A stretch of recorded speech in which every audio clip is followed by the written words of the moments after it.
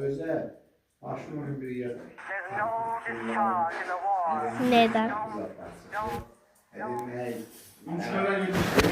Emin dağlar beşiktaş kazandı. Her okul beraber geliyoruz sınıf ortamı. Şey. Şeylere gidiyoruz ama yağmur var. Ağlar insanı yok. Bir evvel bu maaşından nerede? Karışta kim ya? Aşkım maaşından. Sen izin Ay bu çok kötü bir his. yok ya, yok. Allah'ım gelmiş başkanım. İnşallah. 15 Aa, bir dakika.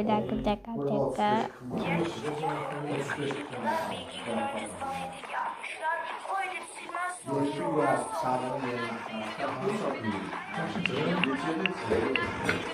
Kalktım.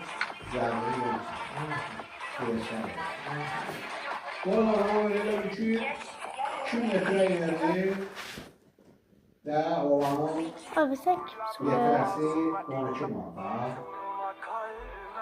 Metre yarım yeni olan 10 manat.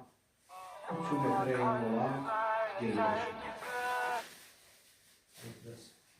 Ben bunu gülmeseydim iyi bir şey çıkacak. Gerek geldi. Tabii da sormam gene orada yığılmışı orada kraskalın Bu değil. Bir tane şey var. Orada çok acı çekiyorum. Ama sen çok iyi istiyorsun. Şöyle yapabilirim.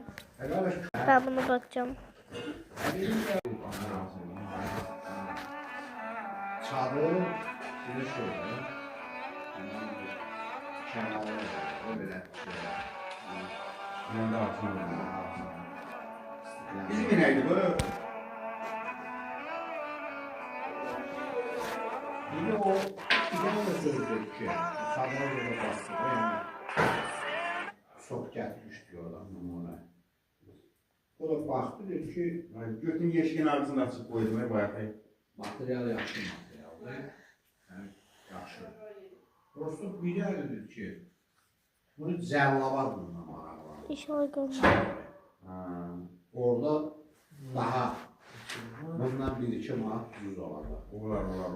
Dedim 2 manat ucuz olsa qardaş 400 manat 500 manata yaxın puldur fərq edir. Bir dakika. Başka kızlar konuştuğumu görünce gelen çağrısı